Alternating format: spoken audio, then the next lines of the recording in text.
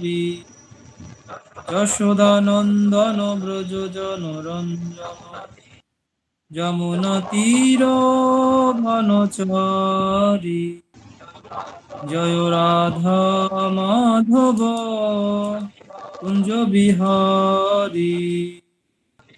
হরে কৃষ্ণ কৃষ্ণ কৃষ্ণ হরে হরে হরে রাম রাম রাম হরে হরে। হরে কৃষ্ণ কৃষ্ণ কৃষ্ণ হরে হরে হরে রাম রাম রাম হরে হরে। হরে কৃষ্ণ কৃষ্ণ কৃষ্ণ হরে হরে হরে রাম রাম রাম হরে হরে। জয় রাধা মাধব রাধে জয় গৌর নিতাই জয় গৌর নিতাই জয় প্রভুপদ জয় প্রভুপদ নিতাই গৌর হরি বল নিতাই গৌর হরি বল। ওমজ্ঞানতিমিরান্ধস্য জ্ঞানঞ্জন শলাকয়া চক্ষুরন্মিলিतं येन तस्मै श्रीगुरुवे नमः। वन्देऽहं श्रीगुरु श्रीयुतपदकमलं श्रीगुरुवैष्णवंश श्रीरूपं साग्रजातं सहगुण ललिता श्रीविशाखान्वितं कृष्ण चैतन्यमनोभीष्टं स्थापितं येन भूतले स्वयं रूप कदा मह्यं ददाति स्वपदान्तिकं। नमोऽयं विष्णुपादाय कृष्णप्रेष्ठाय भूतले श्रीमते भक्तिवेदान्त स्वामिनिति नामिने। नमस्ते सरस्वती देवे गौरवाणी प्रचारिणे निर्विशेष शून्यवादी पाश्चात्य देशतारिणे। नमोऽयं ब्रह्मण्यदेवाय गोब्राह्मणहिताय जगद्धिताय कृष्णाय गोविन्दाय नमो नमः। मुखं करोति वाचालं पुंगुं लङ्घयते गिरिं यत्किपातमहं वन्दे परमानन्दमाधवम्। जं ब्रह्मा भूरिन्द्रस्तमन्ति दिवस्तवै वेदैः सङ्गप्रदक्रमपुनिषदुदिगन्त्यं समगा ध्यानावस्थित तद्गतेन मनसा पश्यन्ति योगिनः ध्यानावस्थित तद्गतेन मनसा पश्यन्ति योगिनः। व्यासाय विष्णुरूपाय विष्णु नमो वै ब्रह्मण्यवदाय वसिष्ठाय नमो नमः। तमादिदेवो पुरुषो पुराण तमालवर्णं सुहितावतारम् अपार संसार समुद्र सेतु भजामहे भागवतो स्वरूपम्। तप्त कांचन गौरांगी राधे वृंदावनेश्वरी विश्वभानुसुते देवी प्रणमामि हरिप्रिये। नीलाचल निवासाय नित्याय परमात्मने बलभद्र सुभद्रावं श्री जगन्नाथाय ते नमः। वाञ्छाकल्पतरुभ्यश्च कृपा सिन्धुभ्येव च पतितानां पावनेभ्यो वैष्णवेभ्यो नमो नमः। जय श्री कृष्ण चैतन्य प्रभु नित्यानंद श्री अद्वैत गदाधर शिवासादि गौर भक्तवृंद। हरे कृष्ण कृष्ण कृष्ण हरे हरे हरे राम राम राम हरे हरे। ओम नमो भगवते वासुदेवाय ओम नमो भगवते वासुदेवाय ओम नमो भगवते वासुदेवाय।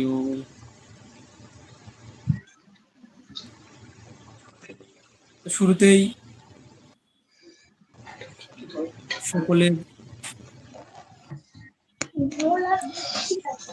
সকলকে শুভেচ্ছা অভিনন্দন, বিশেষ করে যারা আপনারা ক্লাসে যুক্ত হয়েছেন।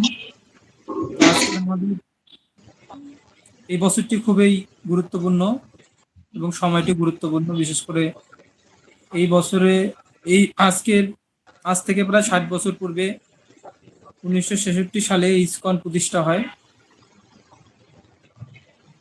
নিউ ইয়র্কে। তো 60 বছর পূর্তি হচ্ছে এই বছর ইসকনের হীরক জয়ন্তী এবং তৎসঙ্গে জুলাই মাসে আগামী বৃহস্পতিবার শ্রী শ্রী জগন্নাথ দেবের রথযাত্রা মহোৎসব এবং সব মিলিয়ে আমরা একটা উৎসবমুখর পরিবেশে বিরাজ করছি। এবং আমাদের জাগ্রত ছাত্র সমাজে ভক্তি বেদান্ত মেগা কন্টেস্ট উদযাপিত হবে। ছাত্রছাত্রীরা বিভিন্নভাবে কুইজ, গীতা পাঠ এবং সাংস্কৃতিক নৃত্য, এরকম বক্তৃতা, তারপর তাৎক্ষণিক অভিনয়, চিত্রাঙ্কন, এই সমস্ত বিষয়ে তারা নিজেদের দক্ষতা, নিজেদের অভিজ্ঞতা পড়াশোনা করবে, তারা জানবে ইসকন সম্পর্কে। এই জন্য ইসকন কর্তৃপক্ষ তাদের জন্য মেগা কন্টেস্ট, সারা দেশব্যাপী মেগা কন্টেস্ট আয়োজন করেছে। তো এটাও তো আমরা একটু সকলেই এই ব্যাপারে আমরা জোর প্রচার করছি, বিশেষ করে স্কুলের ছাত্রছাত্রীদের যুক্ত করছি, তারা যাতে এই কৃষ্ণ ভাবনা সম্পর্কে জানতে পারে। এবং আমরা আজকে যে বিষয়টা নিয়ে আলোকপাত করব সেটি হচ্ছে যে আমাদের আধুনিক যুগে বৈদিক শিক্ষা সংস্কৃতির গুরুত্ব ও প্রয়োজনীয়তা। তো আমরা যদি দেখবো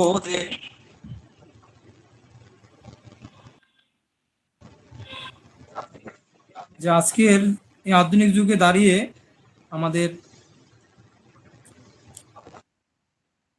ভগবত গীতার যে শিক্ষা, জ্ঞান, সেটি এই আধুনিক যুগেও প্রযোজ্য। কেন প্রযোজ্য? তার কারণটি হচ্ছে যে গীতার জ্ঞানটা কোনো সময়ের মধ্যে সীমাবদ্ধ নয়, এটি সর্বকালের জন্য প্রযোজ্য। যেমন গীতায় অর্জুন বিষাদগ্রস্ত হয়েছিল কত বছর আগে? আজ থেকে 5000 বছর আগে তিনি কুরুক্ষেত্রে দাঁড়িয়ে তিনি বিষাদগ্রস্ত হয়েছিলেন। আজকের এই দিনে দাঁড়িয়ে আমরা সংসার পরিচালনা করতে গিয়ে বা আমাদের জীবনে চলার পথে আমরা বিভিন্ন রকম বাধা বিঘ্নের সম্মুখীন হচ্ছি এবং আমাদের মন দুঃখী হচ্ছে, আমাদের মন অশান্ত হচ্ছে, আমরা সিদ্ধান্ত নিতে পারছি না। তেমত অবস্থায় আমরা একটা ব্যক্তিকে খুঁজি যিনি আমাকে সঠিক মার্গ প্রদর্শন করাতে পারবেন, যিনি আমাকে সঠিক দিক নির্দেশনা দিতে পারবেন। এই যে আমরা গ্রন্থ দুই রকম, একটা আছে ব্যক্তি ভাগবত, একটা আছে গ্রন্থ ভাগবত। এই দুই ধরনের ব্যক্তিকে আমরা খুঁজি। কোনো সময় গ্রন্থ পড়ার মাধ্যমে আমরা আমাদের জীবনের গাইডলাইন পেতে পারি এবং একটা ভালো ব্যক্তির পরামর্শের মাধ্যমে আমরা জীবনের দুঃখ, হতাশাকে জয়লাভ করতে পারি। এবং গীতায় এই বিষাদগ্রস্ত মানুষের সমাজে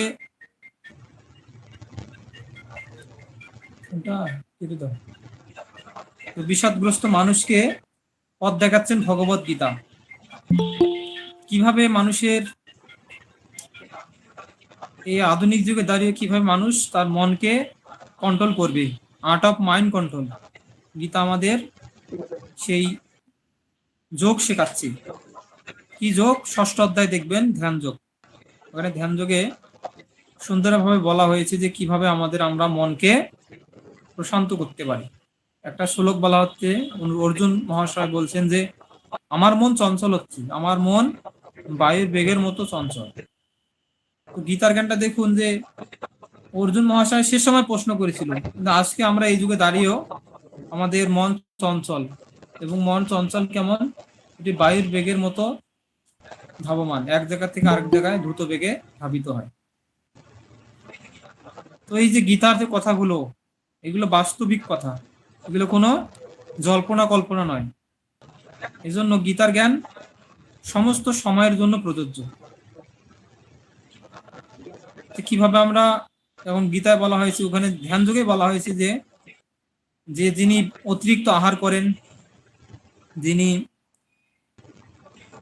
অতিরিক্ত ঘুমান, যিনি বেশি আহার করেন বা কম নিদ্রা যান, কম খান, তারা যোগী হতে পারেন না।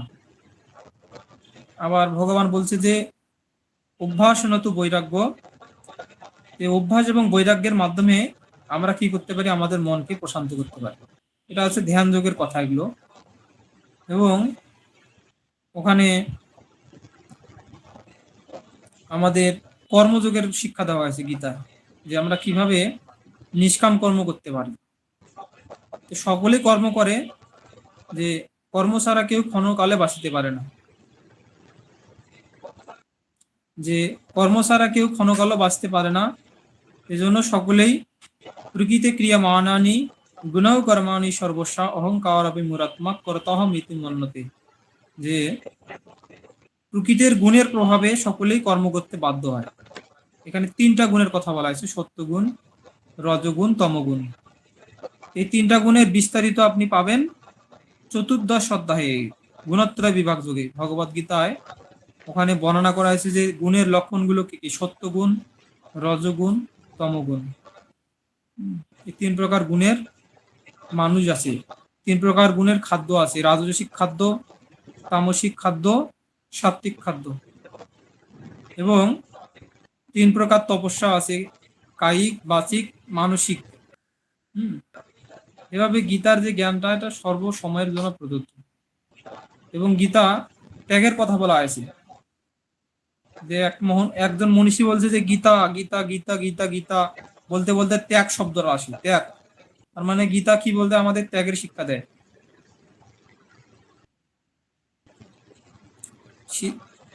আচ্ছা, আপনাদের সাথে আপনারা মানে এক সিটে ভাবে শুনছেন, আমি আপনারা একটু পরিচয় হয়নি, আমরা কে কে কে আছেন এখানে। শিল্পী শিল্পী নামে একজন আছেন, উনি হচ্ছেন আমাদের ঐশীর বাবা সম্ভবত। একটু আপনি ক্যামেরাটা ভালো করে নিতে পারেন। তারপর উত্তম প্রভু, লাবণী মাতাজি, তারপর সন্ধ্যা, প্রসঞ্জিৎ, তারপর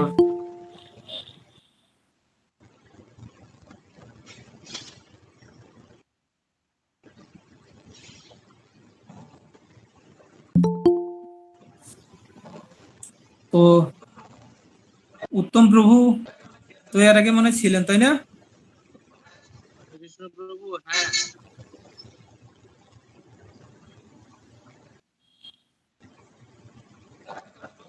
এর আগের ক্লাসগুলো তো করেন, আপনি নিয়মিত থাকেন প্রত্যেক সোমবারই, তাই না? আপনারা একটা কাজ করতে পারেন, যে আমরা যেহেতু একটু আমাদের নিজেদের জড়তা থেকে বের হয়ে আমরা যদি একটু ক্যামেরাগুলো অন করি। ওই একজন মিলন, গায়ে অবশ্যই কাপড় দিতে হবে, হ্যাঁ, খালি গায়ে ওভাবে সবার সামনে আসা যাবে না, একটু গায়ে কাপড় দিলে ভালো। আর কে কি করছেন বা কতটুকু মনোযোগে আছেন, এটা গুরুত্বপূর্ণ বিষয়। কেননা আমরা বুঝতে পারছি না, যে আপনারা একটু ক্যামেরাটা অন করে থাকুন, তাহলে এখানে লজ্জার কিছু নেই। আমরা তো ফেস টু ফেস হলে কি করবো, আমরা তো একে অপরের সাথেই দেখা সাক্ষাৎ করি, তখন আমাদের লজ্জা আসে। এজন্য আপনারা একটু ক্যামেরাটা অন করতে পারেন। অনেকে যাচ্ছেন আসতেছেন, এভাবে তো আসলে আমাদের প্রথমে অ্যাটেনশন, মনোযোগটা, ফোকাস, যদি আমরা কোনো বিষয়ে খুব মনোযোগ সহকারে সেটা না করি, তাহলে সেটা আমাদের হৃদয়ে প্রবেশ করবে না। যেমন বৃষ্টির জল কোথায় কোথায় জমা পড়ে? বৃষ্টির জল যেখানে নিচু জায়গা, যেখানে বিনয়ী, বা ভগবদ গীতার প্রথম শিক্ষা হচ্ছে শ্রদ্ধাবান লভেতে জ্ঞানম তৎপর সংযতীন্দ্রিয় জ্ঞানম লব্ধা পরম শান্তিম অচির নদী গচ্ছিতি। অচিরেই তিনি পরাশান্তি লাভ করেন। কে? যিনি শ্রদ্ধা সহকারে, হ্যাঁ, এই জিনিসগুলো রপ্ত করেন। শ্রদ্ধাবান লভতে জ্ঞানম, শ্রদ্ধাবান ব্যক্তি জ্ঞান লাভ করতে পারেন। সেজন্য আমাদের প্রথম পদক্ষেপটি হচ্ছে যে মনোযোগ সহকারে, ধৈর্য সহকারে আপনি লেগে থাকুন। আপনার যদি ভালো না লাগে, তাহলে আপনি কি করবেন? মনটা তো চঞ্চল, তাই না? মনটা তো বসবে না। মনটা আছে বানরের মতো। এই চঞ্চল মন কি করতে চায়? এই জগতে আমাদের মন বানরের মতো। আমরা ভালো কাজে বেশিক্ষণ টেকে না মন। সবসময় মনটা জড় জগতে পড়ে আছে, তো বিষয় বাসনা নলে দিবানিশি রিয়া জ্বলে। সবসময় বিষয় বাসনা নলে এই হৃদয় জ্বলছে, তরিবার না করুন উপায়। এখানে কিভাবে তাকে ত্বরানো যাবে, সেই উপায়টা আমরা করছি না। এই জন্য আমাদের কি করা উচিত, যে আমাদের এই মনটাকে ঝাড়ুপেটা করা উচিত। বলছে প্রত্যেকদিন এই অভদ্র মনটাকে ঝাড়ুপেটা করা উচিত। কিভাবে ঝাড়ুপেটা করা উচিত? কেন? যে চঞ্চল বানরের মতো, সহজে বশ বশ হতে চায় না, ভালো কিছুতে আসক্ত হতে চায় না। এজন্য তাকে বিভিন্নভাবে যেন তেন প্রকারেণ কৃষ্ণ নিবেশন, বিভিন্নভাবে আমাদের মনটাকে কৃষ্ণ ভাবনায় যুক্ত রাখতে হবে। এই যুক্ত রাখার একটা সবচেয়ে গুরুত্বপূর্ণ উপায় হচ্ছে শ্রবণ করা। শ্রবণ করা, ভক্তদের কাছে শ্রবণ করা, তাহলেই আমাদের এই মন শান্ত হবে। এজন্য প্রথমে হচ্ছে মনোযোগ এবং শ্রদ্ধা। আমরা যদি মনোযোগ না দিই, এদিক সেদিক ঘোরাফেরা করি বা মোবাইল নিয়ে আবার কথা বলি, তারপর তাহলে কিন্তু হবে না, তাহলে সময়টা নষ্ট হবে। আমরা 1 ঘন্টা থাকবো, 1 ঘন্টা খুব গুরুত্ব সহকারে আমাদের কি করা উচিত, আমাদের কাজে লাগানো উচিত, তাহলেই হবে, অন্য কিছু না। তারপর অজিত প্রভু আমাদের জাগ্রত ছাত্র সমাজ থেকে আছেন, একটু পরিচয়।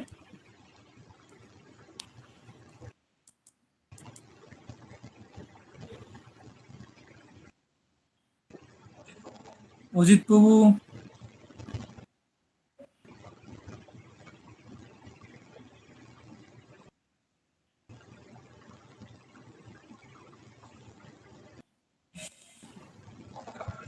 কমপক্ষে হরে কৃষ্ণ বলতে পারেন, হরে কৃষ্ণ, আমি ক্লাসে আছি। তারপর রমেশ প্রভু। হ্যাঁ প্রভু, হরে কৃষ্ণ প্রভু। হ্যাঁ আপনি হ্যাঁ দর্শন দেন, আপনি দর্শন দেন, দেখতে পাচ্ছেন তো? দোকানে আছি তো প্রভু। শুনতে পাচ্ছেন? শুনতেছেন হ্যাঁ তো? প্রভু, শুনে যাচ্ছে। আচ্ছা, ঠিক। টাকাটা নিয়ে আসি, চলে আসুন বাজারও। সংসার সকলেই ব্যস্ত, সবাই জড়জগতের কাজে সকলেই ব্যস্ত। তো একটু যদি দোকান থাক মানে 10-এর কয়টা? 10টা না ওই 10 কোম্পানি দিয়ে ভালো ভালো দিয়ে দিই আবার লেকচার দিই।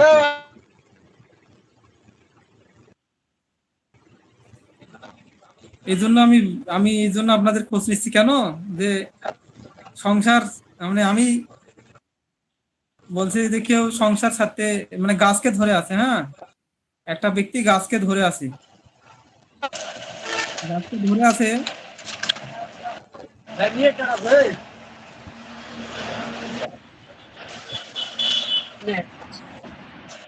রমেশ প্রভু, হ্যাঁ হ্যাঁ স্পিকারটা প্রভু। বন্ধ করুন, হ্যাঁ স্পিকার বন্ধ করুন। আপনি যে জটিল পরিবেশের মধ্যে আছেন, তো তারপরও আপনাকে ধন্যবাদ যে এত কঠিন পরিবেশের মধ্যে থেকেও শুনছেন। ওটা একটা আমি জানি আপনি কোথায় আছেন। যাই হোক, আমাদের রমেশবাবু অনেক বাজারের মধ্যে আছে, তারপরে উনি ক্যামেরা চালু করে আমাদের দর্শন দিলেন। তারপর যাই হোক,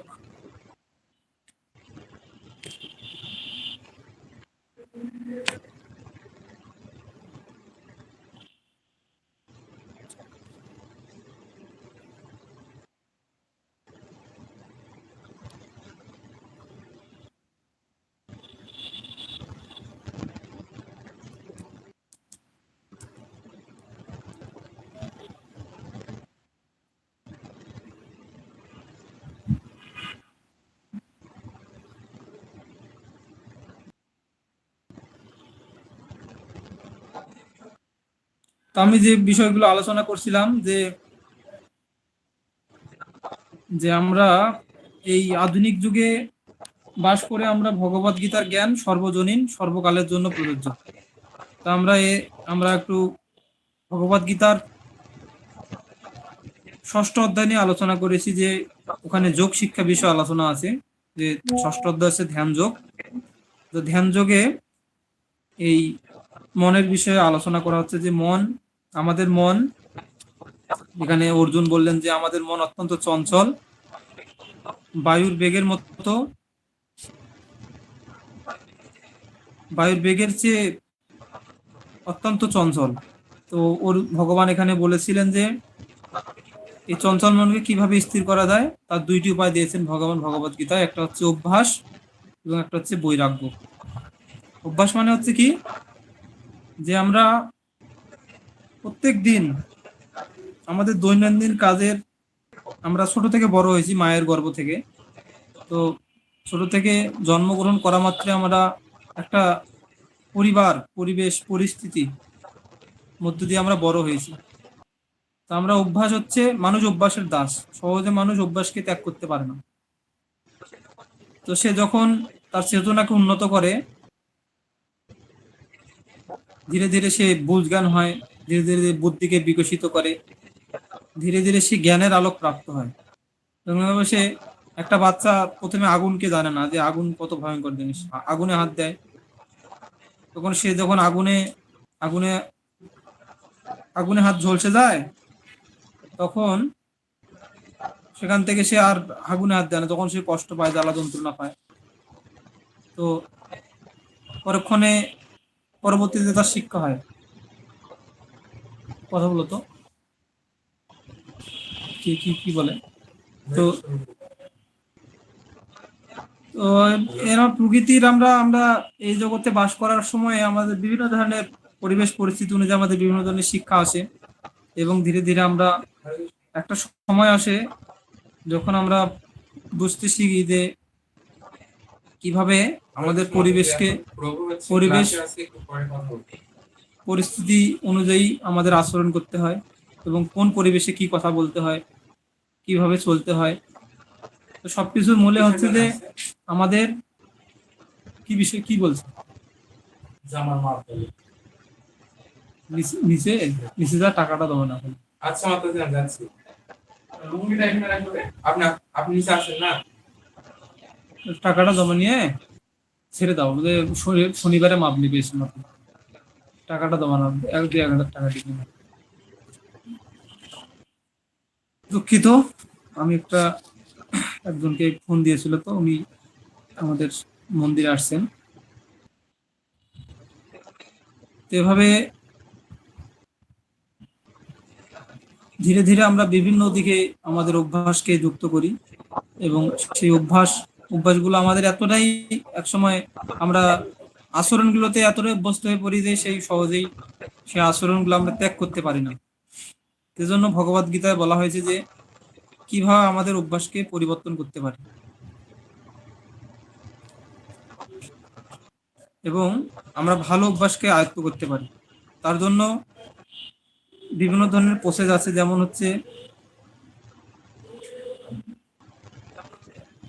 হচ্ছে যে একটা ভালো পরিবেশ তৈরি করা। ভালো পরিবেশ, আধুনিক যুগে আমরা দেখি তো আমাদের বিভিন্ন ধরনের আধুনিক প্রযুক্তি চলে আসছে, আগে ছিল না। বিদ্যুৎ থেকে আধুনিক প্রযুক্তি, আমরা যখন আধুনিক প্রযুক্তি, টিভি, মোবাইল, ইলেকট্রিক ডিভাইস, এগুলোর প্রতি আমরা যত বেশি আসক্ত হব, তত বেশি আমরা কি হব, তত বেশি আমরা আমাদের যে নিজেদের আত্মনিয়ন্ত্রণ, নিজেকে নিয়ন্ত্রণের ক্ষমতা হারিয়ে ফেলবো। তাদের এই সমস্ত প্রতি যখন আমরা ডিভাইস নির্ভর হব, বা এগুলো ছাড়া চলতে পারবো না, তখন আমাদের যে নিজেদের যে কনফিডেন্স, আত্মবিশ্বাস, এটা ধীরে ধীরে কমে যাবে। আমাদের যে কাজ করার শক্তি, যে একটা কাজ পরিশ্রম নিজেরাই করতে পারবো, কিন্তু যখন আমরা যন্ত্রের মাধ্যমে করছি, যান্ত্রিক হয়ে যাচ্ছে, তখন আমরা কি হবে, আমাদের কর্মশক্তি কমে যাচ্ছে। কিন্তু বৈদিক শিক্ষা কি প্রদান করে, যে আমাদের অবশ্যই সব কাজ যান্ত্রিক নির্ভর না হয়ে আমাদের কিছু কিছু ক্ষেত্রে আমাদের সেটি নিজেদেরই করতে হবে। যেমন আমরা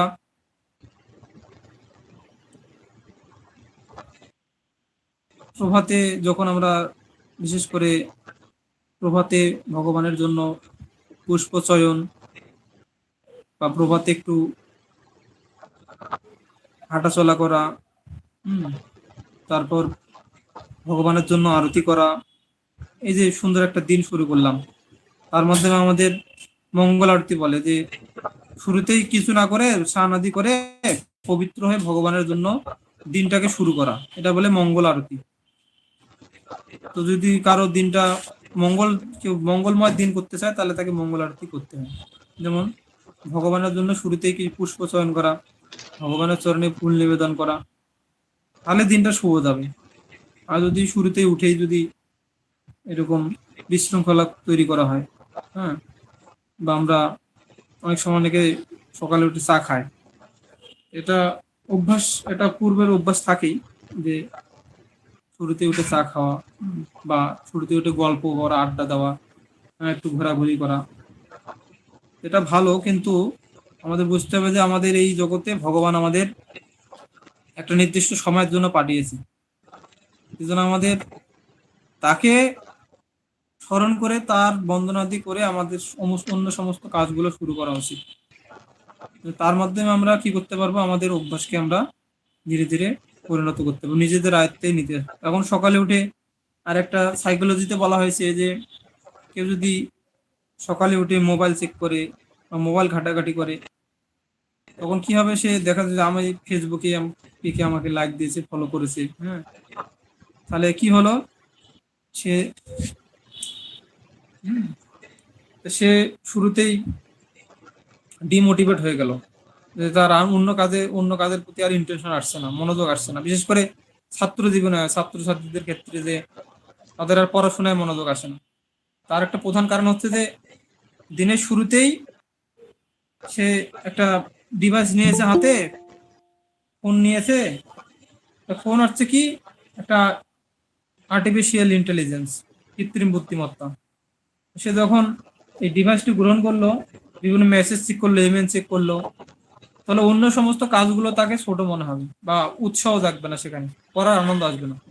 তখন শুরুতেই সে আধা ঘন্টার জন্য গেল, বলছে আমি এক মিনিটের জন্য দেখবো, 1 মিনিট করতে করতে 10 মিনিট, 15 মিনিট, 20 মিনিট, এই যে শুরুতে একটা টাইম লস করা, এইভাবে ছাত্র জীবন হয়ে যায় বিশেষ করে। এই জন্য আমরা ছাত্রদের বলি যে শুরুতে যাতে সে ফোন হাতে না নেয়, দিনের শুরুটা যাতে অবশ্যই ভালো হয়, এজন্য সকলের জন্য মঙ্গল আরতি, এটা হচ্ছে শুভ দিন। দিনকে সুন্দর করার জন্য, মঙ্গলময় করার জন্য অবশ্যই আমাদের অন্য কিছু না করে ভগবানের জন্য কিছু করা উচিত। এবং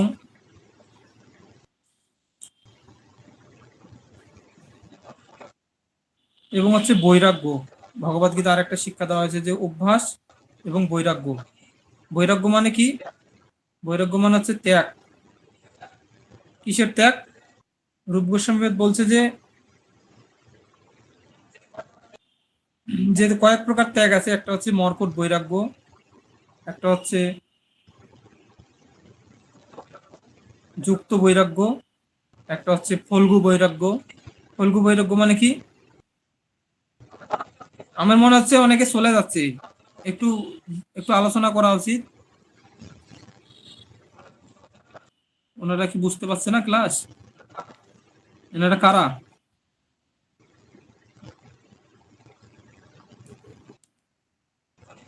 জনি কথা বলো একটু। আজকে আবার জয়েন করতেছে। আমার সব উদ্দেশ্যে কথা বলো, কতক্ষণ সময়, ক্লাস ক্লাস কতক্ষণ বাংলাদেশ চলবে? টাইম প্রভু 9টা পর্যন্ত। এখন কত? 8:30।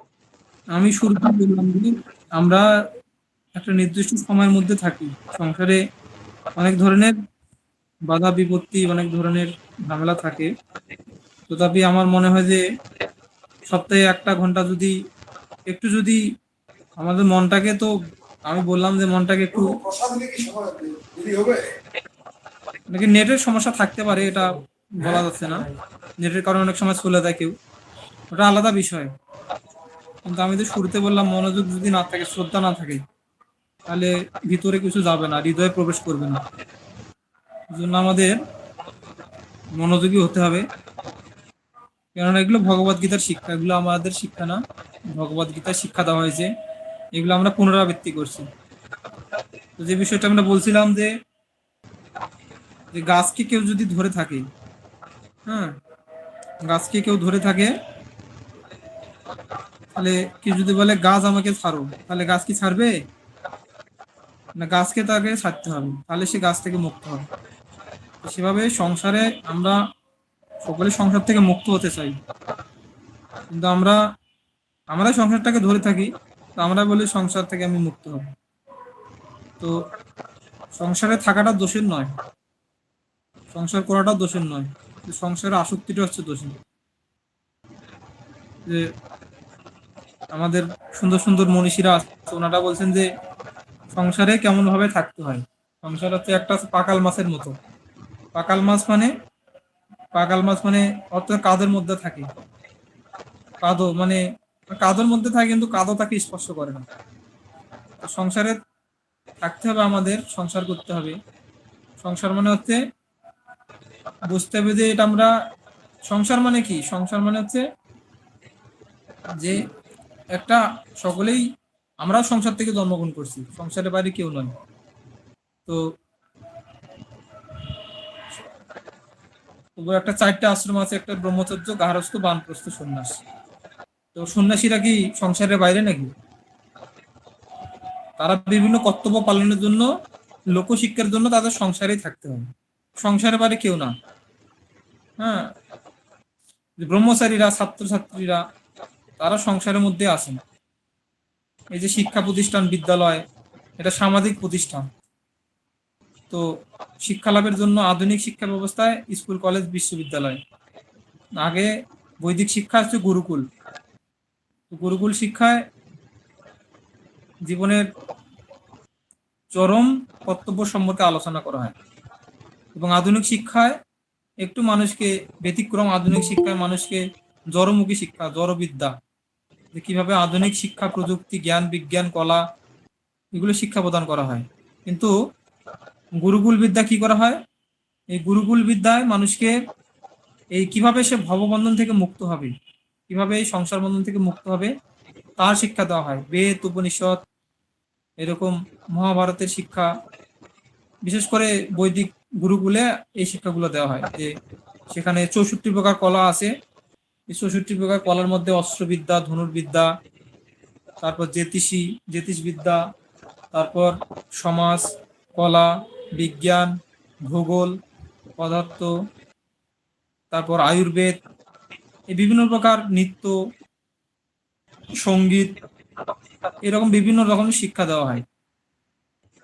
এই শিক্ষাগুলো পরবর্তী এখন একজন ব্রহ্মচর্য পালন করে, তখন তার 25 বছর পূর্ণ হয়, তখন তিনি সংসারে পদার্পণ করেন, সংসারে গিয়ে গৃহস্থ ধর্ম পালন করেন, এবং গৃহস্থ ধর্ম থেকে ধীরে ধীরে তিনি, এই গৃহস্থ ধর্মের কাজ কি, গৃহস্থদের কাজ সংসার আসক্ত হওয়া নয়, সংসার আসক্তি থেকে ধীরে ধীরে, আসক্তিদের জন্য সংসার আর বিরক্তিদের জন্য সন্ন্যাস।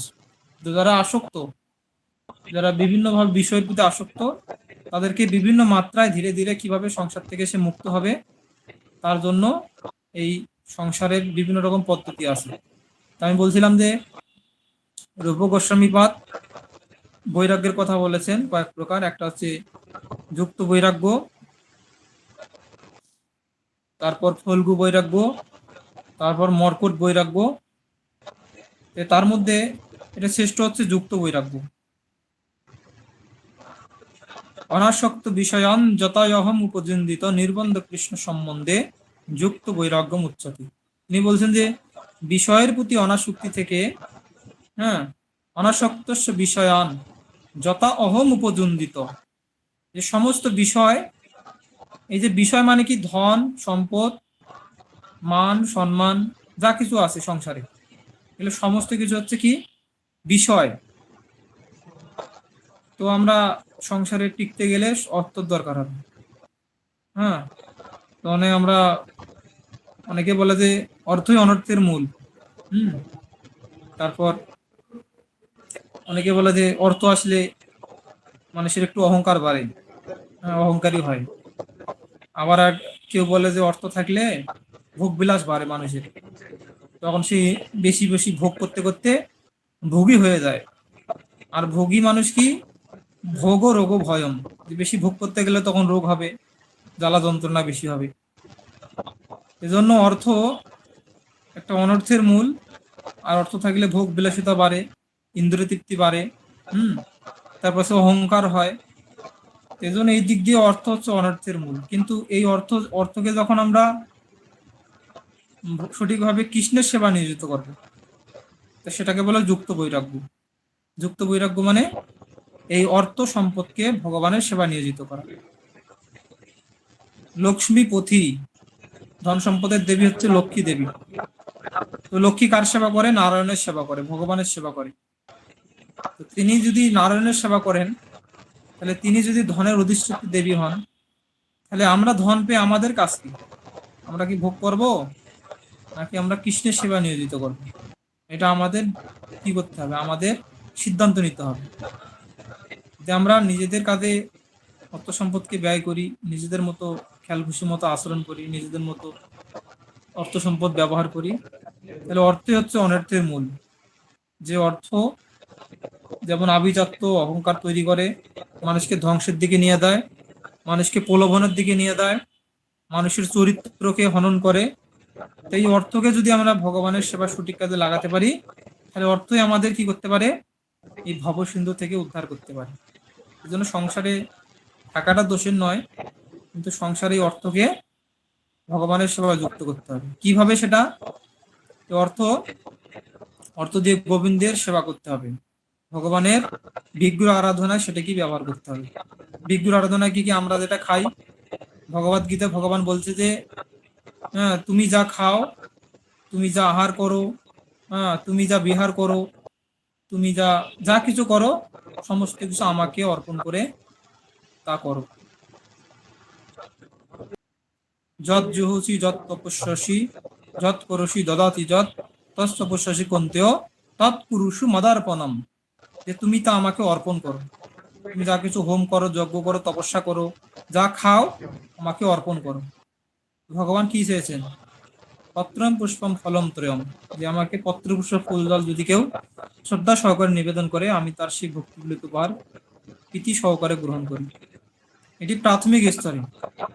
কিন্তু যদি আমাদের সাধ্য থাকে, আমাদের অবশ্যই আমাদের ভগবানের জন্য আমাদের কি করা উচিত, ভগবানের জন্য ভোগ রন্ধন করা উচিত, ভগবানের জন্য ভোগ নিবেদন করা উচিত। তাহলে ভগবানের জন্য আমাদের রান্না করা উচিত, ভগবানের জন্য বাজার করা উচিত। এভাবে একজন গৃহস্থ ব্যক্তি কি করবেন, সংসার থেকে মুক্ত হবে। সংসার বন্ধনের কারণ, সংসারেই মুক্তির কারণ। মনেই বন্ধু, মনেই শত্রু। অর্থই হ্যাঁ, যেমন অর্থই অর্থ, অর্থই অনর্থ। এগুলো আমাদের ভাবতে হবে। পরস্পর বিরুদ্ধ, আবার কি এই জিনিসটা আমাদের কি করতে পারে, আমাদের কাজেও লাগে, আবার আমাদেরকে কি করতে পারে, ধ্বংস করতে পারে। অর্থ তারপর আমাদের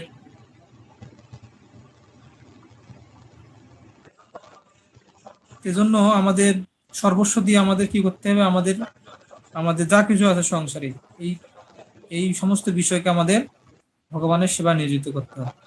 তাহলে আমরা এই ভববন্ধন থেকে মুক্ত হতে পারবো। এজন্য আমাদের যুক্ত বৈরাগ্য হতে হবে। একটা হচ্ছে মর্কট বৈরাগ্য। যে মর্কট বৈরাগ্য মানে, মর্কট মানে আছে বানর। বানর বানর তো বানর কাপড় পরে না। হ্যাঁ, বানর এক গাছ থেকে আরেক গাছে যায়, ফলাহার করে, নিরামিষ ভোজী না। তা আপাতত মনে হয় বানর খুব ভালো। হ্যাঁ, কিন্তু সুযোগ পেলে কি করে, বানরের আমরা বলি না যে বানরের মতো স্বভাব বা চঞ্চলা স্বভাব। সুযোগ পেলে কি করে, বানর অনেক দুষ্টামি করে, এটা আমাদের সকলের জানা আছে। তা সেরকম মর্কট বৈরাগ্য মানে কি, যে আপাতত দেখতে সাধুর মতো দেখতে মনে হয়, কিন্তু এরকম বানরের মতো স্বভাব, সুযোগ পেলে কি করে, বান্দরামি করে। এটা মর্কট বৈরাগ্য। মানে এই ধরনের বৈরাগ্য যাতে আমরা অবলম্বন না করার জন্য আমাদের আচার্য নির্দেশ দিয়েছেন। একটা মর্কট বৈরাগ্য। একটা হচ্ছে ফল্গু বৈরাগ্য। যে ফল্গু নদী দেখেছেন, ফল্গু নদী, এই যে উপরে জল নেই কিন্তু নিচে জলের স্রোত বেয়ে যাচ্ছে, এটা বলে ফল্গু নদী। তো ফল্গু বৈরাগী মানে কি, বাইরে উপরে উপরে উপরে মানে উপরটা দেখে বোঝা যায় না, কিন্তু ভিতরে বিষয়ের বাসনা। এটা হচ্ছে যে এটা কার ক্ষেত্রে বলা হয়েছে, এগুলো ফল্গু বৈরাগী, মর্কট বৈরাগী, এগুলো হচ্ছে সাধু বেশধারী। যে সাধু বেশ কিন্তু বিষয় বাসনা হৃদয় জ্বলছে। তা আমরা এই ধরনের না হয় আমরা কি, আমরা যুক্ত বৈরাগ্য হতে বলছি রূপ গোস্বামী পাদ, যে আমাদের অবশ্যই যা কিছু আছে বিষয়কে ত্যাগ করা যায় না। আমরা আসক্তি থেকে সহজেই মুক্ত হতে পারবো না। আমি বললাম যে গাছ, আমরাই গাছকে ধরে আছি, কিন্তু আমরাই বলছি গাছ আমাকে ছাড়ছে না। সংসার, আমরা সকল সংসারে আছি, সংসার আমাদের ছাড়বে না। হ্যাঁ, আমরা সংসারকে ধরে আছি। যদি আমাদের কেউ বলে যে আপনি একটু মন্দিরে আসুন, হ্যাঁ, 2 দিন থাকুন, 2 দিন কেন, একদিন হলে এই সংসারের কথা মনে পড়বে। তীর্থযাত্রা গেছে, একজন তীর্থযাত্রা গিয়ে অনেক ছেলে ছেলে তো ছেলে বাবাকে অনেক রিকোয়েস্ট করছে, বাবা তুমি তো অনেক সংসার করলে, তো কখনোই তো সাধু সঙ্গ করনি, কখনোই এরকম তীর্থ ভ্রমণ করনি, কখনোই এরকম, তুমি সবসময় শুধু বিষয় নিয়ে থাকো, তো তোমার তীর্থযাত্রা করা উচিত। তো এটা ছেলের খুবই অনুরোধ যে বাবা এবারে তোমাকে তীর্থযাত্রা করতে হবে। অনেক কষ্টে বাবাকে রাজি করাইছে, বৃদ্ধ মানে শেষ বয়স, সংসার ছাড়ছে না, খুবই আসক্তি। তো ছেলে করছে বাবাকে তো মুক্ত করতে হবে, এই বাবা খালি সংসার করে, টাকা টাকা করে, হ্যাঁ, খালি টাকাগুলো বা ব্যবসা ধরে রাখতে চায়, এগুলো ছেড়ে দিতে চায় না, এতই আসক্তি সংসারের ভিতরে। তা ছেলে তীর্থযাত্রার ব্যবস্থা করছে, কাঠ ব্যবসায়ী ছিল, কাঠের ব্যবসা করতো। বানারসি এরকম, যেমন আমাদের জনি আছে ওখানে, বেনারসে আছে, ওখান থেকে সে ক্লাস পরিচালনা করছে। তো কাশিতে গেছে, কাশিতে গিয়ে এরকম মরা পড়ছে, তো মরা পড়েছে, অনেক কাঠ লাগে। তো ওই কাঠ দেখে সে কাঠের কথা মনে পড়ছে যে যে হায় হায়, যদি কাশিতে আমার একটা কাঠের ব্যবসাটা থাকতো, তাহলে কত না জমতো, এখানে কত কাঠ বিক্রি হতো। তা আমার ভুল করেছি, একদিন বেনারসে এসে কাঠের ব্যবসাটা খুলতাম, তাহলে আজকে আমি আরো ধনী হয়ে যেতাম। তো বিষয়টা হচ্ছে এরকম যে বিষয় যেখানেই যাক না কেন, তা সবসময়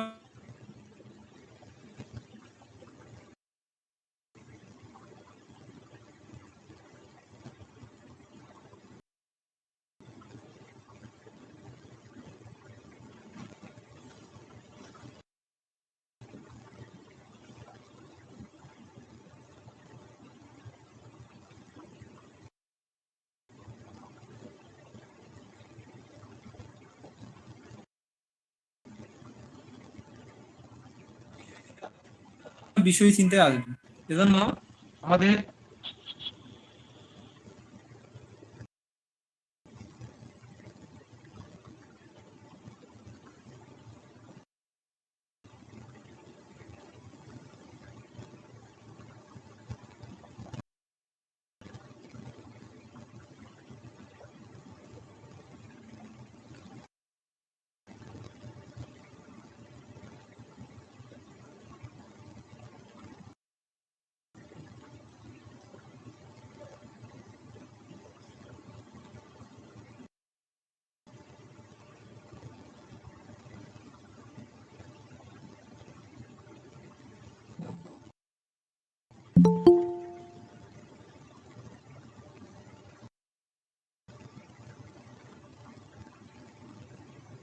কৃষ্ণ, ওনার ওখানে মনে হয় net problem.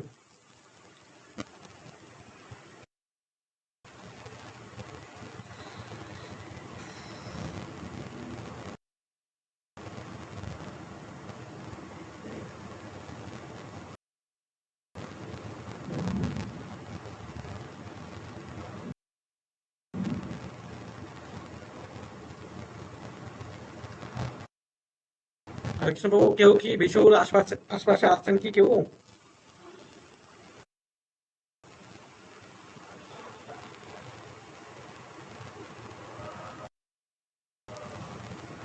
Krishna,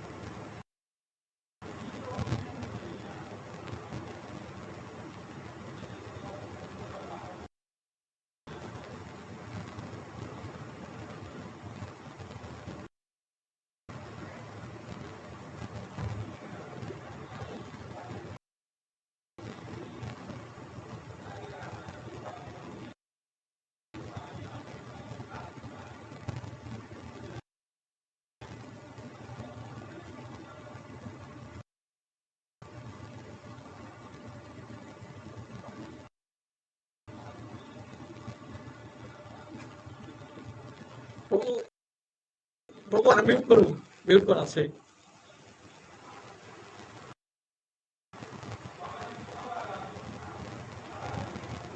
Bishu unmute করুন।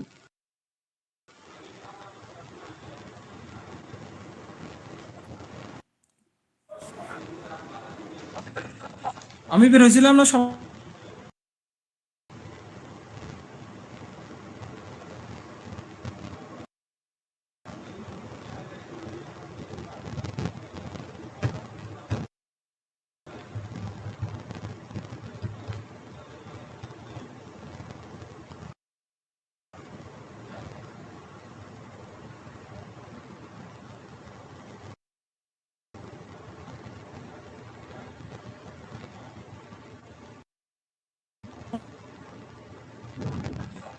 প্রভু আপনার হরে কৃষ্ণ।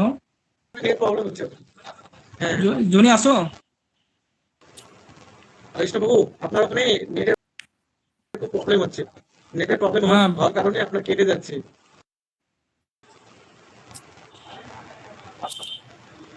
আচ্ছা আচ্ছা, এটা পর্দাটা বড় করতো। আচ্ছা, হয়েছে, ঠিক আছে।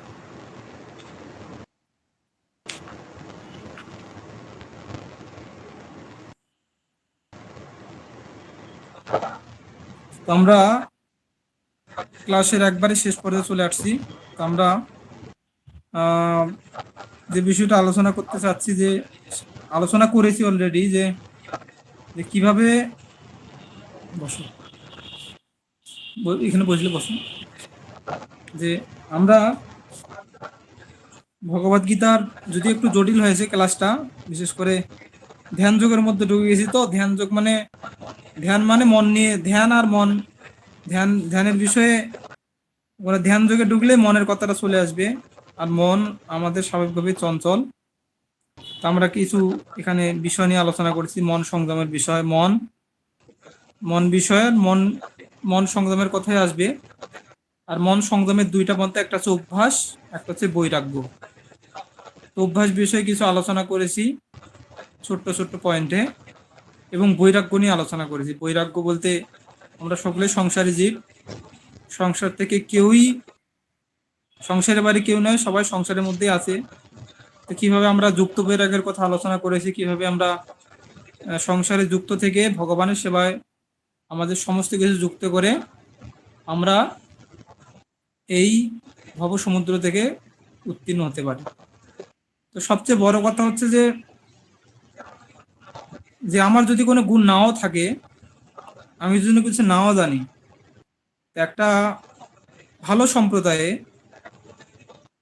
একটা উত্তম ব্যক্তির তত্ত্বাবধানে যদি আমি আমার ভক্তি জীবন করতে পারি, এটা আমার কথা না, শাস্ত্রের কথা, যে কেউ যদি মূর্খ হয়, তার যদি কোনো জড়জাগতিক যোগ্যতা না থাকে, জ্ঞান না থাকে, সে যদি বলছে ভগবানের ভক্তি অনুশীলন করে এবং কোনো সাধুদের প্রতি শরণাগত থাকে, ভগবানের প্রতি ভক্তি থাকে, তাহলে ধীরে ধীরে ধীরে ধীরে তিনি ভগবত তত্ত্ববিজ্ঞান লাভ করতে পারবেন। যে এটা জাস্ট আমাদের যুক্ত থাকতে হবে, কোথাও না কোথাও প্ল্যাটফর্মের মধ্যে শুনতে হবে, কোনো মন্দিরের সাথে যুক্ত থাকতে হবে, কোনো সাধুগুরুর আন্ডারে থাকতে হবে, তত্ত্বাবধানে থাকতে হবে। তাহলে ধীরে ধীরে আমরাও আমাদের জীবনকে ভগবত ভক্তির যে স্তরে আমরা আছি, যে যে স্তরে আছি, কেউ শ্রদ্ধাবান স্তরে আছে, কেউ দীক্ষা লাভ করেছে, কেউ ব্রাহ্মণ দীক্ষা নিয়েছে, কেউ বিভিন্ন স্তরে আছে। তো যে যে স্তরে থাক না কেন, কে যদি তার সাধ্য অনুসারে এই সাধু সঙ্গে যুক্ত থাকে, তাহলে সেও একসময় চরম সিদ্ধি স্তরে যেতে পারবে। এক জন্মে কেউ ভগবানকে লাভ করতে পারবে না, কিন্তু আমাদের যুক্ত থাকতে হবে কোনো না কোনো মাধ্যমে, কোনো না কোনো ভাবে আমাদের এই জীবনকে যুক্ত রাখতে হবে। তাহলে আমরা এই সংসারের থেকে যতটুকু পারি, সকলের পক্ষে ভগবত ভক্তি অনুশীলন করা সম্ভব নয়। সবাই যে 100% শুদ্ধ ভক্ত হতে পারবে তারও কোনো নিশ্চয়তা নেই। এক জন্মে যে সবাই ভগবানের কাছে ফিরে যাবে তারও কোনো নিশ্চয়তা নেই। এটা কেউ বলতে পারে না যে আমি এই জন্মে ভগবত ধামে চলে যাব।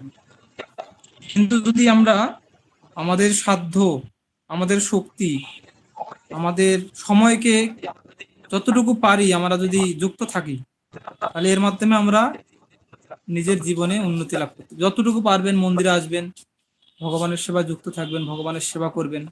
আপনি ছাত্রছাত্রী হতে পারেন বা বিবাহিত বা সংসারী হতে পারেন। কিন্তু আপনার সময়কে যতটুকু পারেন আপনি মন্দিরে যুক্ত থাকুন, একটু গ্রন্থ অধ্যয়ন করুন। কখনোই বলা যাবে না আমি পারবো না, এই কথাটা বলা যাবে না। হ্যাঁ, যে আমার দ্বারা সম্ভব নয়, এই কথাগুলো কখনোই উচ্চারণ করা যাবে না। সবসময় বলতে হবে যে আমি পারবো, আমি এগিয়ে যাব, আমার দ্বারা সম্ভব হবে। নিজেকে, মনকে সবসময় দুর্বল করবেন না যে আমার দ্বারা সম্ভব, আমি পারবো, আমি ভক্ত হতে পারবো, আমি শুদ্ধ ভক্ত হতে চাই, ভগবানের ভালো ভক্ত হতে চাই। এই জন্য প্রার্থনা করবেন ভগবানের কাছে, সাধুগুরুর কাছে থাকবেন, তাদের কাছে শ্রবণ করবেন, তাদের কাছে বিনম্র চিত্তে প্রশ্ন জিজ্ঞাসা করবেন। হ্যাঁ, এগুলো হচ্ছে উন্নতির ধাপ এক একটা। তা যদি হঠকারিতা করি, বিদ্বেষ করি, সমালোচনা করি, তা দূরে সরে যাই, বেশি চালাকি করি, তাহলে এগুলো আমাদের কি করে, আমার প্রতিবন্ধকতা তৈরি করে। এই জন্য আমাদের কি করা উচিত, বিনয় সহকারে, শ্রদ্ধা সহকারে, হ্যাঁ, আমাদের কি করা উচিত, শ্রদ্ধা অবনত সহকারে আমাদের এই ভগবত ভক্তিতে যুক্ত হওয়া উচিত। তাহলে আমরা কৃপা লাভ করতে পারবো, ভগবত কৃপা। তারা বলছেন বর্ষার জল নিচু জায়গায় জমা হয়। তো যারা বিনম্র, আমি শুরুতে বলি, যারা বিনম্র শ্রদ্ধাবান, তারাই জ্ঞান লাভ করতে পারে এবং তারাই সংযত ইন্দ্রিয়, তারাই ইন্দ্রিয়কে শান্ত করতে পারে। এই যে আধুনিক যুগে আমাদের মনকে শান্ত করা বা আমাদের সঠিকভাবে সাধন ভোজন করা কঠিন হয়ে গেছে। তথাপি যদি আমরা মন্দিরে আসি বা সাধু সঙ্গ করি, ভগবানের সেবায় যুক্ত থাকি, আমরা আমাদের এই চঞ্চল মনকে শান্ত করতে পারবো। হ্যাঁ, মন্দিরে আসলে, ভগবানের সেবায় যুক্ত থাকলে, আরতিতে যোগদান করলে, বাড়িতে ভগবানের সেবায় অংশগ্রহণ করলে, সকলে মিলে হরিনাম করলে, সকলে মিলে এগুলো অনুশীলন করলে, আর জীবনের অর্থই তো তাই। জীবনের অর্থ হচ্ছে পরমার্থ লাভ করা। হুম, ভগবত ভক্তিতে উন্নতি লাভ করা। প্রকৃত উন্নতি কি? প্রকৃতি উন্নতি হচ্ছে ভগবত ভক্তিতে উন্নতি লাভ করা, জাগতিক উন্নতি নয়। জাগতিক উন্নতি, আপনারা জানেন যে জাগতিক উন্নতি ক্ষণস্থায়ী। ক্ষণস্থায়ী মানে আমাদের এটা আত্মার সাথে সম্পর্কিত নয়, দেহের সাথে সম্পর্কিত। এই যে আমরা বিদ্যা লাভ করছি, আমরা অর্থ লাভ করছি, আমরা বাড়ি বানাচ্ছি, এগুলো দেহের বিনাশের সাথে সাথে সবকিছু পড়ে থাকবে, আমরা কোনো কিছু নিয়ে যেতে পারবো না। এজন্য জ্ঞানী ব্যক্তি কি করবেন, তিনি আত্মজ্ঞানের জন্য আত্মার সম্পর্কিত বিষয়গুলো কি করবেন, উন্নতি লাভ চেষ্টা করবেন। আত্মোন্নতি, আত্মার জন্য উন্নতি, সেগুলো কি? সাধুসঙ্গ, শাস্ত্র অধ্যয়ন, হ্যাঁ, ভগবানের সেবা যুক্ত থাকা। তারপর পঞ্চাঙ্গ ভক্তি অনুশীলন করা। পঞ্চাঙ্গ ভক্তি আর আগে বলেছিলাম যে 5টা অনুশীলন। একটা হচ্ছে প্রত্যেক দিন পঞ্চাঙ্গ ভক্তি, একটা হচ্ছে শ্রদ্ধায় শ্রী বিগ্রহ সেবা, 2 হচ্ছে নাম সংকীর্তন, 3 হচ্ছে বিগ্রহ, 3 হচ্ছে, প্রথম হচ্ছে শ্রদ্ধায় শ্রী বিগ্রহ সেবা, দ্বিতীয় হচ্ছে ভগবানের নাম সংকীর্তন, তৃতীয় হচ্ছে মথুরা বাস, মানে বৃন্দাবন বাস বা সাধু সঙ্গে বাস। সাধু সঙ্গে বাস এগুলো একই, সাধু সঙ্গে থাকলেও তো বৃন্দাবন বাস। তো বৃন্দাবন বাস হচ্ছে একটা, আর ভাগবত শ্রবণ, 4টা হলো। তারপর আর একটা হচ্ছে সাধু সঙ্গ। তাহলে সাধু সঙ্গ, ভাগবত শ্রবণ, মথুরা বাস, শ্রদ্ধায় শ্রী বিগ্রহ সেবা, নাম সংকীর্তন, এই 5টাকে বলে পঞ্চাঙ্গ ভক্তি। এই পঞ্চাঙ্গ ভক্তি প্রত্যেকদিন আমাদের অনুশীলন করতে হবে। যে প্রত্যেকদিন ভাগবত পাঠ করা, ভাগবত গ্রন্থ পড়া, তারপর নাম সংকীর্তন করা, ভগবানের নাম জপ করা, হরে কৃষ্ণ কৃষ্ণ কৃষ্ণ হরে হরে, হরে রাম রাম রাম হরে হরে। মালায় জপ করতে হবে অবশ্যই, যে ধীরে ধীরে আমাদের 16 মালা জপ করতে হয়। 16 মালা স্ট্যান্ডার্ড, তার বেশি হলে ভালো, 16 মালার অধিক জপ করা। তারপর মথুরা বাস মানে মন্দিরে আসা, মাঝে মধ্যে মন্দিরে, বাড়িতে তো পরিবেশ তৈরি করা যায়। বাড়িতেই এই সবাই মিলে একসাথে বসে ভগবানের নাম সংকীর্তন করা, ভাগবত শ্রবণ, এটাই মথুরা বাসের মধ্যে। যে মোর মন বৃন্দাবন, আর একটা কথা বলা আছে যে বৃন্দাবন, যে ব্রজমন যে নরোত্তম দাস ঠাকুর বলছেন যে যে আমাদের এটা কি গৌরমণ্ডল ভূমি না, গৌরমণ্ডল ভূমি যেবা জানে চিন্তামণি, তার হয় ব্রজভূমি বাস। যে এটা অভিন্ন বৃন্দাবন, বৃন্দাবনের বাইরে না আমরা, গৌরমণ্ডল ভূমিটা হচ্ছে বৃন্দাবনেরই অভিন্ন। আমরা বৃন্দাবনে আসি, গৌরমণ্ডল ভূমিতে আসি, সেজন্য আমাদের অত্যন্ত সৌভাগ্যবান আমরা। সেজন্য আমাদের ধীরে ধীরে পঞ্চাঙ্গ ভক্তি অনুশীলন করা। আর রথযাত্রা আছে, সবাই রথে জগন্নাথের রশি টানবেন। সামনে আবার রবিবার দেখা হবে, আবার একটা টপিকস নিয়ে আলোচনা হবে। তা আমার মনে হয় আজকে অনেক নেট ডিস্টার্ব ছিল মনে হয় অনেকের, খালি যাচ্ছে আসতেছে এরকম হয়েছে, জানি না কার কি সমস্যা। তাহলে আমরা নয়টা নয়টার মধ্যে শেষ করব, তো আমরা একটু শুনবো সকলের ফিডব্যাক, কার কেমন লাগলো। শিল ঐশীর বাবা, আপনার ফিডব্যাক দিন, কি কোন বিষয় ভালো লেগেছে, কি কি শুনেছেন আপনি?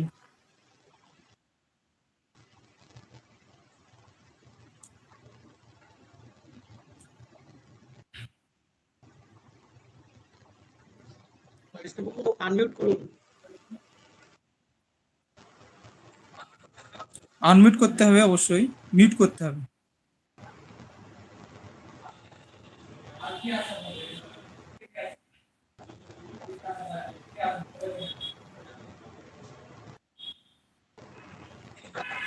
ফিডব্যাক মানে হচ্ছে আপনি কোন বিষয়টা আপনাকে ভালো লেগেছে, আপনি এসে ক্লাসটা করলেন, আপনার কি উন্নতি হলো বা কি জানতে পারলেন, বা কোন বিষয়টা আপনার বুঝতে অসুবিধা হয়েছে, এই যে বিষয়গুলো, এটা ফিডব্যাক, পুনরাবৃত্তি করা।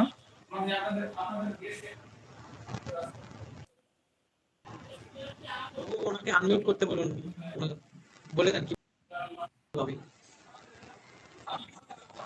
আনমিউট করতে হবে বাবু, আনমিউট, শব্দ বলতে গেলে ইয়া করতে হবে, স্পিকারটা দিতে হবে।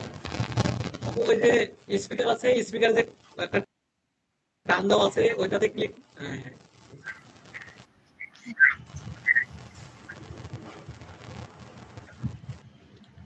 হ্যাঁ প্রভু, হরে কৃষ্ণ। হরে কৃষ্ণ। এটা আমার আপনাদের সাথে অনলাইনে প্রথম ক্লাস। হুম। এটা অবশ্যই আমার জন্য ভালো লাগার একটা বিষয়, যে ভগবানের কথা মৃত আপনাদের মাধ্যমে শ্রবণ করছি। আর আপনি তো জানেন আমরা চেষ্টা করছি আস্তে আস্তে ভগবানের সেবায় যুক্ত হওয়ার, সার্বিকভাবে মন প্রাণ দিয়ে সর্বস্ব দিয়ে ভগবানের সেবা করার। আরেকটা কথা না বললে নয়, যে আপনার সাথে যুক্ত হওয়ার পর থেকে, আপনি যখন থেকে আমাদের এখানে আসছিলেন সেই সময় থেকে এই পর্যন্ত ভগবানের প্রতি ভালোবাসা বলেন, শ্রদ্ধা বলেন, ভক্তি বলেন, আর যাই বলেন, আমাদের একটু হলেও বৃদ্ধি পেয়েছে। মানে আপনাকে দেখি আমি ইন্সপায়ার। আমি আমি কিছু করতে পারিনি, আপনারা এগিয়ে এসছেন বলে আপনারা পারছেন, আপনারা এগিয়ে না আসলে আমি কিছু করতে পারতাম না। আমি তো হেল্প করছি আপনাদের, সেটাই সেটাই, আপনারা সব করছেন। আপনাকে দেখে আমরা ইন্সপায়ার হয়েছি বেশি, সত্যিকার অর্থে। তারপর আমাদের সন্তানদেরকেও চেষ্টা করছি আপনার সাথে সম্পৃক্ত রেখে ভগবানের সেবায় যুক্ত রাখার জন্য। আর আজকের ক্লাসে যে বিষয়টা আপনি বললেন, জয়ী, সংসারে থেকে আমরা মনে করি যে সংসার আমাকে ছাড়ছে না, যেমন গাছের উদাহরণটা আপনি দিলেন, এটা আমাকে খুব টাচ করেছে। যে গাছকে ধরে রেখেছি আমি, আর আমি বলছি গাছ আমাকে ছাড়ছে না। ঠিক তদ্রূপ সংসারটা আমরা ধরে রেখেছি, আবার আমরাই বলছি যে সংসার আমাদেরকে ছাড়ছে। সংসার তো আমাদেরকে ছাড়বে না, সংসারকে আমাদেরকে ছাড়তে হবে, ত্যাগ করতে হবে, বা সুন্দর। বৈরাগ্য লাভ করতে হবে। এই জিনিসটা আমাকে খুব টাচ করেছে, এই জন্য আপনাকে অনেক ধন্যবাদ। হরে কৃষ্ণ। আপনাকে অসংখ্য ধন্যবাদ। জনি, তুমি বলতে পারো নামগুলো এক এক করে।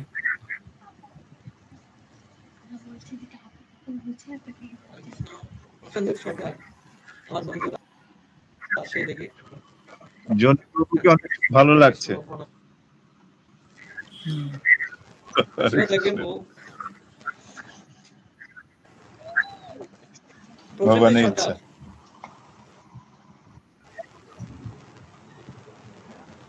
হরে কৃষ্ণ।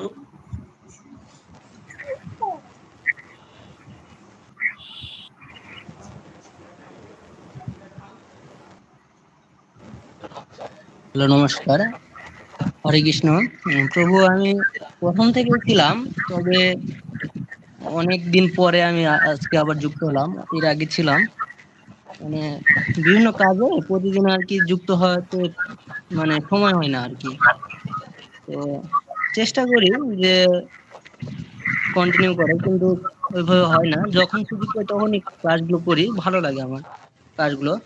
আর এই যে প্রোগ্রামটা, এটা দেখলাম যে ইউথ জেনারেশন যেগুলো আছে, মানে এদেরকে আরো উদ্বুদ্ধ করতে, মানে আমাদের যারা ফ্রেন্ড সার্কেল তাদেরকে আরো যদি যুক্ত করা যেত তাহলে আর কি ভালো হতো। আপনার কারণ আপনার জায়গা থেকে আপনি করতে পারেন, আপনার জায়গা থেকে সবার পক্ষে সম্ভব না। সবাই চেষ্টা করছে, আপনার জায়গা থেকে আপনি চেষ্টা করবেন আপনার যারা পরিচিত আছে তাদেরকে যুক্ত করা। আপনি তাদেরকে লিঙ্ক দিয়ে দিবেন যেভাবে এভাবে, তাহলে আপনার হ্যাঁ, মাধ্যমে রিসার্চ জন্য এগিয়ে আসবে। হরে কৃষ্ণ। নেক্সট।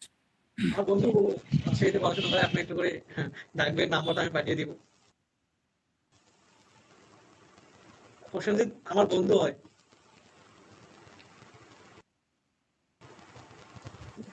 সেই কলেজে পড়াশোনা করি।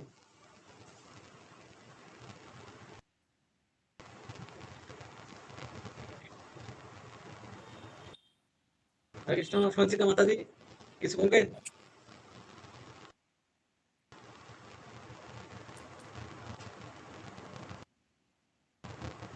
হরে কৃষ্ণ।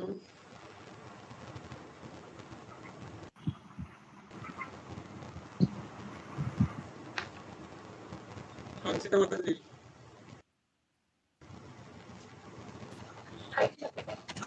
হরে কৃষ্ণ প্রভু। মাতাজি আপনি কিছু উপলব্ধি বলুন যতটুকু পারছেন।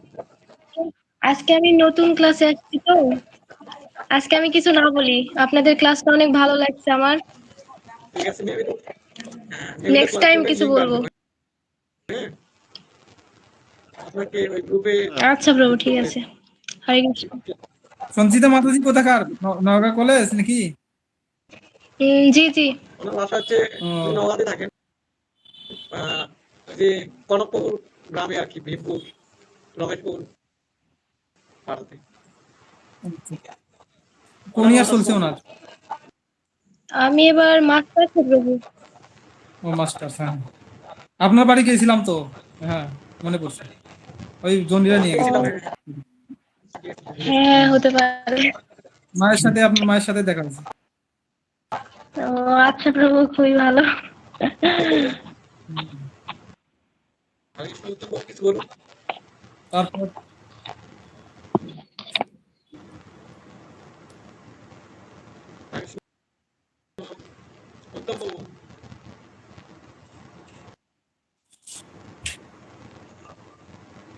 হ্যাঁ বলুন। নিশ্চয়। আমার সবকিছু মিলেই ভালোই লেগেছে। আমার আজকে কোনো প্রশ্ন নেই। আসলে জানার জন্য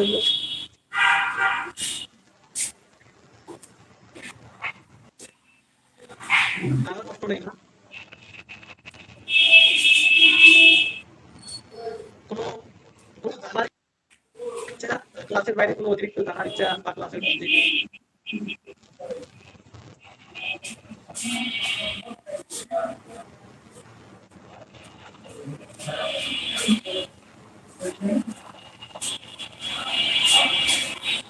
একই মধ্যে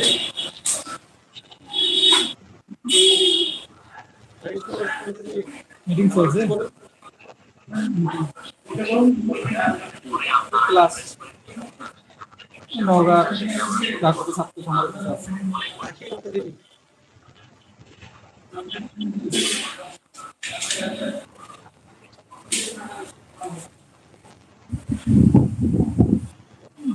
ক্লাসে দেওয়ার মতো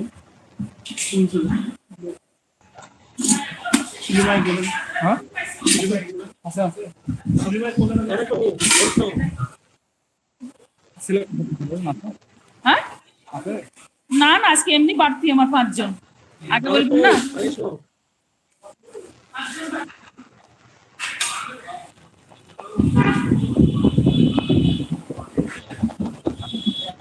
লেখো না।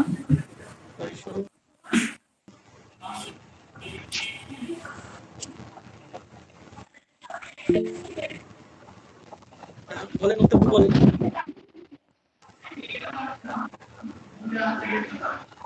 প্রভু একটা শব্দের অর্থ জানার ইচ্ছা হচ্ছে। কিসের অর্থ? ইয়া দণ্ডবোধ শব্দের অর্থ কি প্রভু? পাঠান।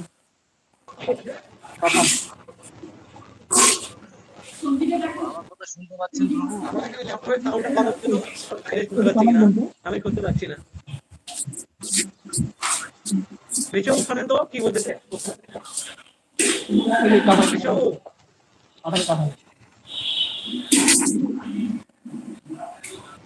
প্রশ্নটা শোনেন তো।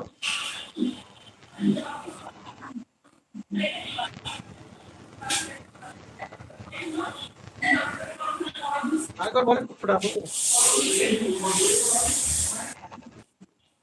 বলছিলাম দণ্ডবোধ শব্দের অর্থ কি?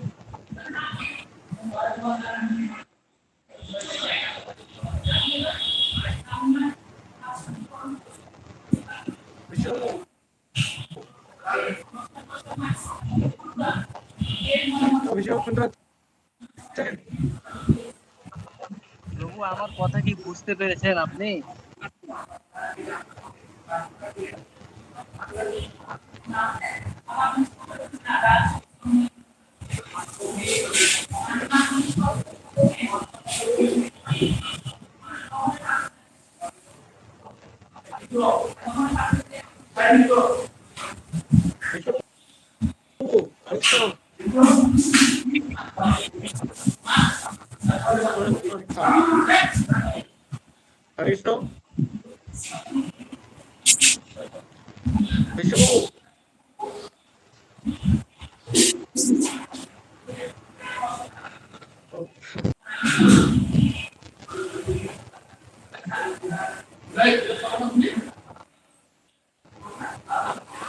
না হঠাৎ করে হবে, হঠাৎ করে হবে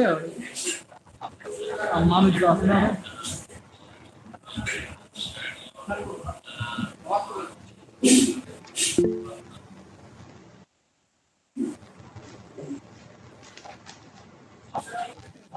সাউন্ড কম রে খুব তোমার।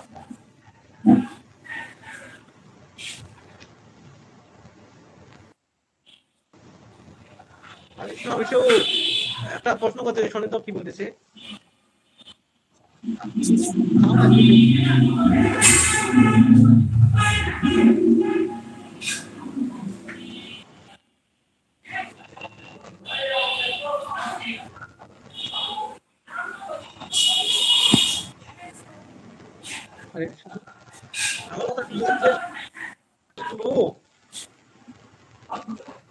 সাউন্ড খুবই কম।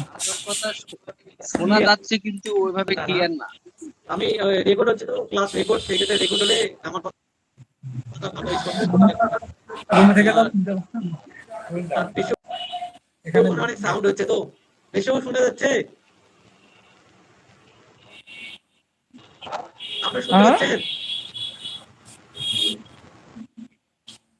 বেশিও হয়তো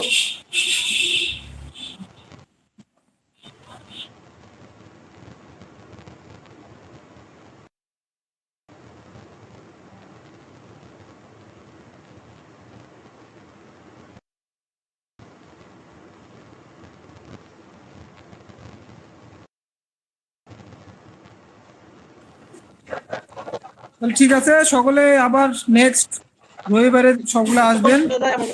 আমরা জগন্নাথের ভক্তের বিষয়ে হচ্ছে তো, উত্তম শোনা যাচ্ছে। হ্যাঁ হ্যাঁ হ্যাঁ শোনা যাচ্ছে। হ্যাঁ শোনা যাচ্ছে। প্রভু বলছিলাম দণ্ডবোধ শব্দের অর্থ দণ্ডবোধ বলতে সোজা। দণ্ডবোধ রাখি, হ্যাঁ আজকে কেমন সোজা না শুনতে পাচ্ছেন কি?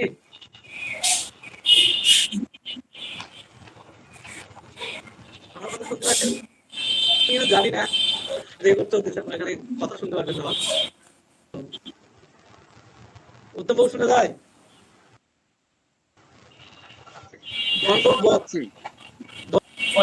দণ্ড মানে হচ্ছে লাঠি, হ্যাঁ লাঠি। দণ্ড দণ্ড করতে হচ্ছে লাঠি। লাঠি কেমন সোজা, তাই না?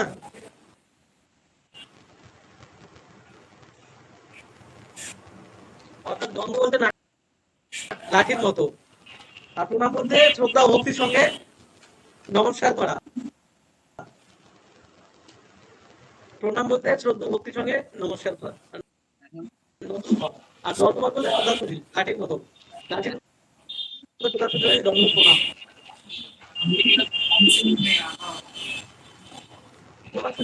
শ্রদ্ধার সহিত প্রণাম করা হয়, সেটা দণ্ডবত প্রণাম।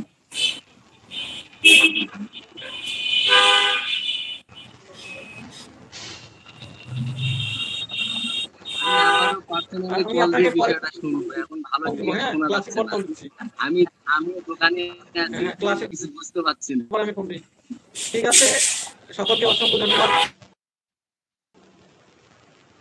ক্লাসে যুক্ত থাকার জন্য। বিশ্ববাবুকে অনেক ধন্যবাদ সুন্দরভাবে ক্লাস পরিবেশন করার জন্য। আর নেক্সট টাইমে আবার সকলেই কৃপা করে ক্লাসে যুক্ত হবেন। প্রত্যেক সোমবার করে ক্লাস হবে। ধন্যবাদ। হরে কৃষ্ণ। থাকবেন আর প্রত্যেক সোমবার করে নিয়মিত ক্লাস করবেন। আমার জন্য আশীর্বাদ থাকবে। হরে কৃষ্ণ। ঠিক আছে, সকলে জয় শ্রীকৃষ্ণ চৈতন্য প্রভু নিত্যানন্দ শ্রী অদ্বৈত গদাধর শিবাসাদি গৌর ভক্তবৃন্দ। হরে কৃষ্ণ কৃষ্ণ কৃষ্ণ হরে হরে, হরে রাম রাম রাম হরে হরে। জয় জয় সকল গৌর ভক্তবৃন্দ কি, সকলে ভক্তি মঙ্গল কি, রাধা মাধব কৃষ্ণ ভগবান গুরু মহারাজ কি, পিতা পিতা গুরু জয়।